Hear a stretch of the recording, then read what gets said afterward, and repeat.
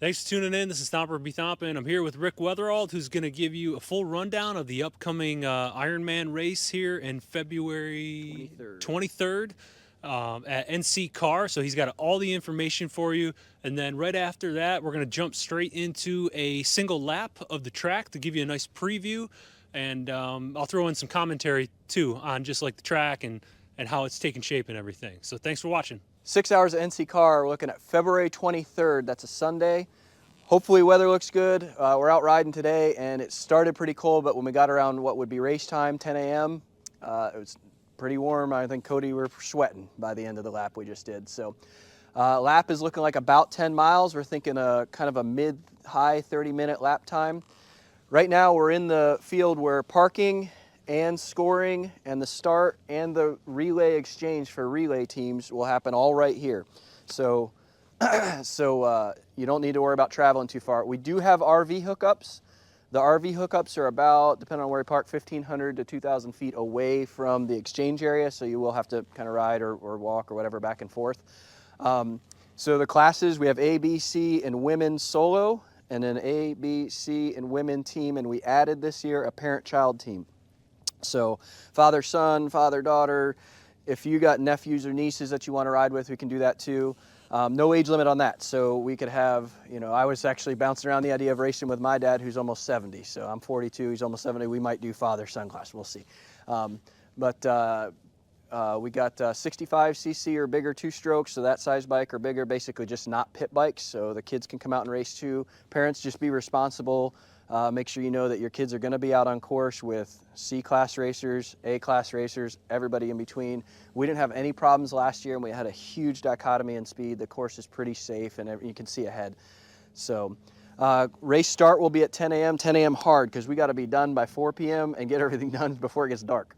So what you can see right here, the start will be in this field, entering into the woods. For the duo exchange, we hand you guys a carabiner, and it's going to just have a little piece of tape with your number on it. Both riders will have transponders, so you don't have to worry about transponder changing. You guys will have that on your helmet, and it'll both be tied to one team. You come into an exchange area, hand off your carabiner from your bike to your partner's bike, and off he goes. There's no rules about when you can do 2 laps at a time, 5 laps at a time. Just both team members have to do at least 1 lap. So that's something too, dads, if you want to team up with your sons, but you think they can only do maybe 2 laps throughout the day, you could do all the other laps in race parent-child class. So just like last year, we're going to do awards to the top 3 in each class. Look up on, we'll share some of the previous photos of last year's awards. We did some pretty cool meat cleavers that, cool trophy, but also functional. My awards from last year, I'm still using in the kitchen every day. We're going to have a similar type award this year. We'll not tell what it is, but it's going to be something cool and unique like that. So, and then for the team awards, both riders on one team get their own award. Just like last year, we'll have a few hard easy splits, which will let us include some kind of technical or a little bit more challenging sections, but then have a very clear-cut go-around, because what we did last year, and this year will be the same way, we had a bunch of people coming over from the road motorcycle side of things. NCCAR is a road and car and motorcycle track mainly, so there's a bunch of people that know about the trails that came out to race here. So some of them aren't super comfortable, maybe hopping over a huge log or trying to jump a mandatory gap. So we have some cool little features like that, but there are very clearly marked runarounds that just go through normal trail just to go around them. That'll add somewhere between 3 and 10 seconds each time you take an easy go around. So with that, we've got, 2 rock gardens, 1 super steep drop in, 1 little log hop, and 1 mandatory kind of canyon jump thing. And those are very clearly marked. Just if you raced last year or heard from anybody, we did a pretty good job of marking those totally out so you can't get lost. And we also, where they come back together, is a nice safe join back up. So we shouldn't have any issues with coming back together like this. Everything comes back together nice and safely. So just like a normal hare scramble, it would have porta potties and everything.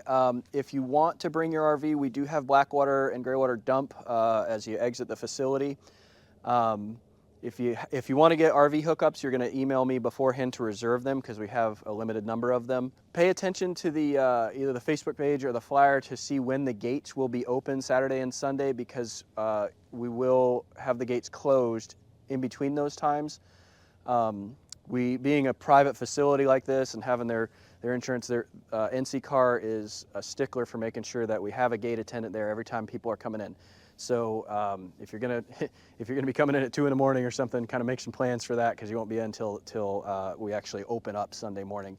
So last year we did practice on Saturday, and this year we will not be doing that. The time of year that we're having the race, the course is going to be a little bit wetter, and if we have a ton of people practicing, we're going to tear the course up pretty good, so we don't want that. So you can walk the course, run the course, ride the course on mountain bike or e-bike, that's fine, e-pedal bicycle, but no dirt bikes out on course. Other rules, there aren't many. It's going to be the team or the solo rider who does the most laps in 6 hours.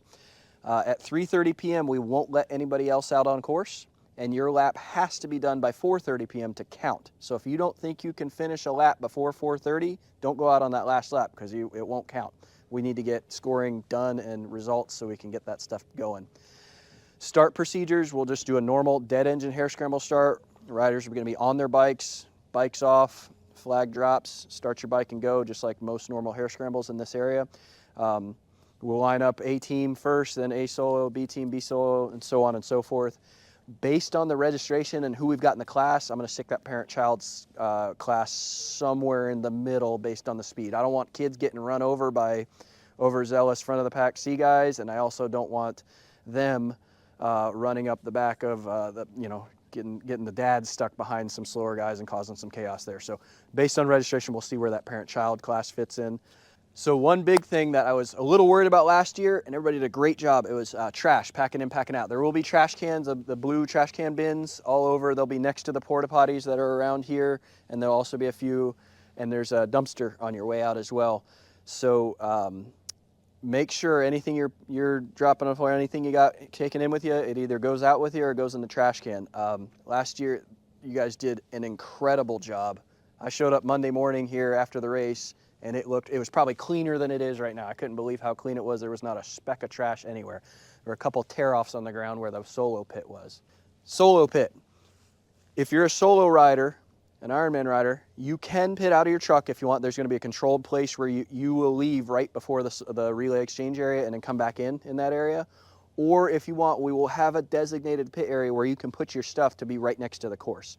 The parking lot where we'll be camping and parked and pitted is right on the course, but if you don't want to have to go the 100 or 200 yards through to get to your car, if you're on the other side of the parking lot, you can put your gas and goggles and anything else you want in the solo pit.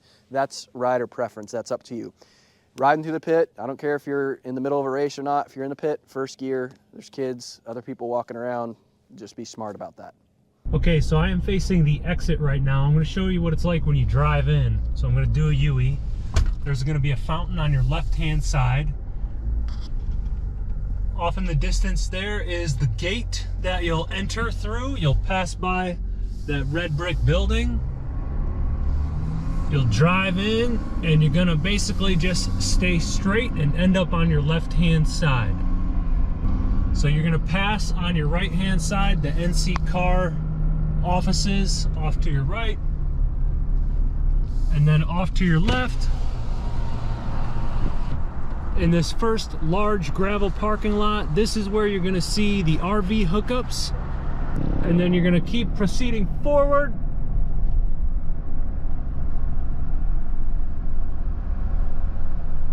to the primary parking lot, past these pine trees, around this right-hand curve.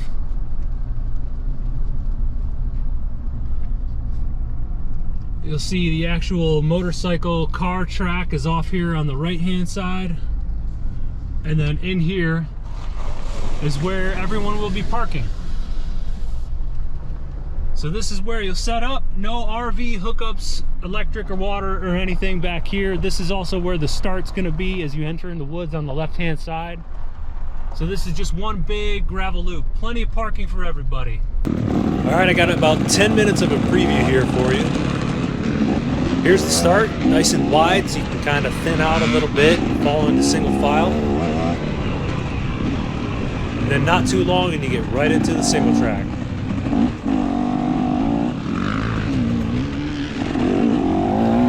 So I've got, 10 minutes. I show a little bit of the beginning, middle, and end. Some of the rock gardens, that's one of 3.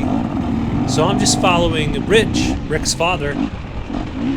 We're gonna show you a little bit here. So this first area of the track, maybe the first third or couple fifths or so, it is nice and flowy and wide open, and there's good ruts in the turns, like good berms and stuff. You can really carry some speed, but it's still tight enough to demand your attention.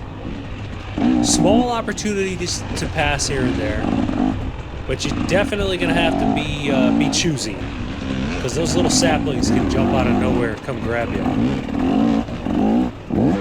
That's basically the only log hop in the whole thing. There's some small mounds and hills you got to go over, and there's a little bit of elevation change too. But for the most part, it's fairly flat. Widens up right here. Get a pass in, maybe.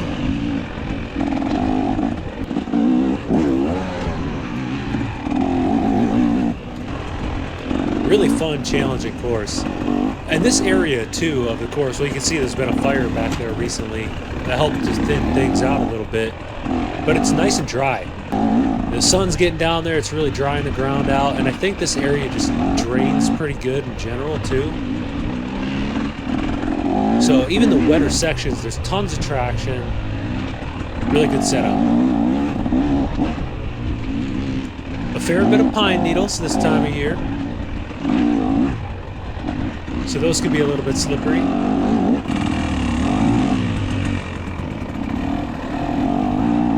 Here's some of that elevation change. Yeah, straight through. So once you climb this hill, it's pretty cool. You kind of have the whole hillside to use as your track. I believe intentionally, Rick said, so that you can see the barrier up there on the right, but you can come down here to make a pass. You can go up high to make a pass. In a second here, I kind of go probably a little bit too low. Don't want a ton of people down there, but I just kind of wanted to showcase all the hillside, because when you do get up back to the top of this hill, you kind of funnel in right here next to this pond. Up on this dam, riding this berm, to the second little rock garden. This C-Class Hero made it through just fine, so I think you can too.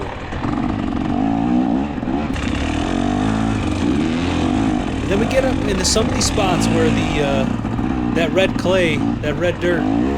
Woo! This is our second time through on this day, and it got way slicker out there. Everything thawed out, so your tires got caked up by the stuff. Now we just did the bypass for that descent. We could have cut out that entire hill by just dropping off that little ledge right there. We all did it in the morning. It's very easy, but you do just kind of have to commit, boom, boom. Save yourself a lot of time right there. I definitely recommend going down the hill each time. In this field section, we deliberately put the deer stand there. I want to keep people off and to the right, staying out of those little ruts and berms right there. So it's a quick field section, then you get right back into the woods after this little 180. But even here, there's lots of room, taking advantage of that elevation right there too.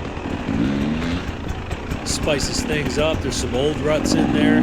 Not too many like braking bumps or acceleration bumps. It's not a choppy course at all. It's not going to beat you up. And then up here, as you crest that hill, you just proceed forward. Again, this will be marked a lot better. We're just kind of burning in the trail a little bit. But the course will be very well marked, of course. Back up to one of these little pond berm sections, and I think we have one more rock garden. This is the longest one. So that's Rick ahead of me. That time, and then I fall back in line right behind Rich. Oh yeah, this AT81 with 40 hours on it is struggling back there, even down to like 7-8 PSI. All of our, look at Rich's tires right here. Just pure racing slicks. So we were two-wheel sliding. I have a couple of pretty hilarious crashes in here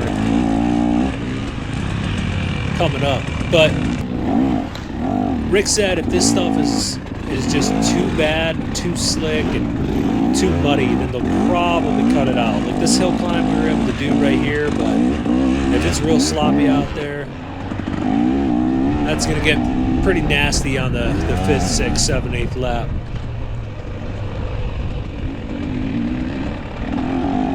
Definitely two-wheel sliding in spots, and I'm not touching the brake at all. Just let off the throttle and she starts to slip. Whoa, sign of things to come. Here we go, Rich's turn. It's slick out here, baby. Yeah, so he just washed out the front tire right there. And after he gets up and we take off, like 5 feet ahead of me right here, I do the same exact thing. Of course. But my troubles aren't done. I fall into this pit on the right-hand side. I just want to show you. Yeah, so you can get a good vantage point. Here's what this little washout looks like. Look at that tire. It's a little slick. It's a little slick. What's crazy is we did this probably an hour earlier. We had no issues whatsoever. Yeah, sure, a little slippery in spots, but it's just funny how the sun comes up, defrosts that earth, and makes it near impossible. I think I do one more.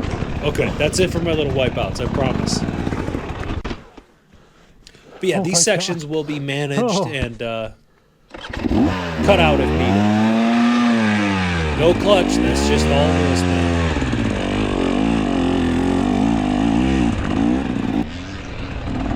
Back into another field section where you kind of horseshoe around. So we're probably halfway through at this point. Cleaning off those tires.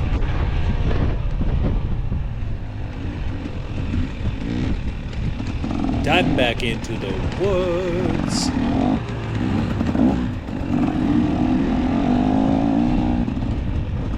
A couple of these wide sections as you're kind of traversing between single track.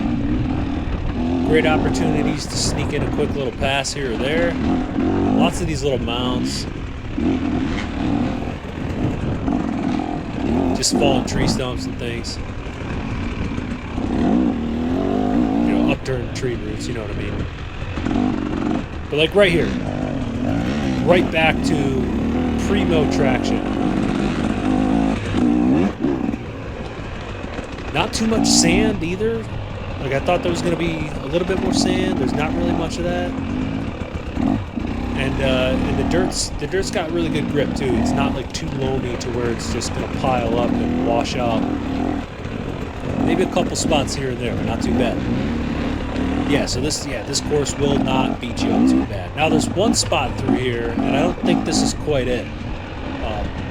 Affectionately named Jeff's Funhouse. Jeff very famously loves to make hair scrambles tight again.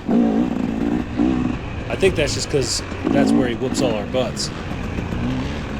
But yeah, there's a nice tight section. It was thinned out a little bit just to make it flow a little bit better, but plenty tight, demands your concentration.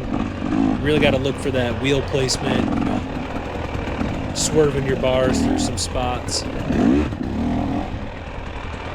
So like right here, this is going to be near impossible to pass anybody.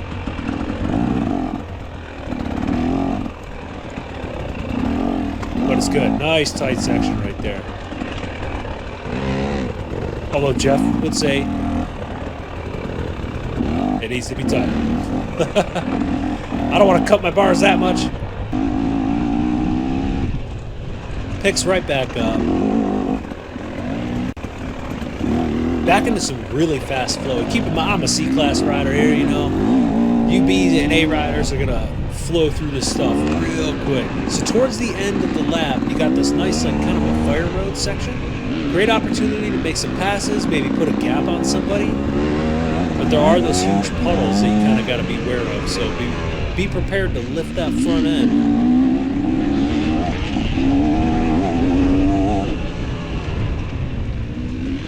Then you got a few more little small wood sections here and there. A little bit more single track. Really good grip, really good ruts and berms to have maintain a good flow through there. Yeah, then kicks you out of the woods and you're right back into the field near the starting area. Thanks for watching.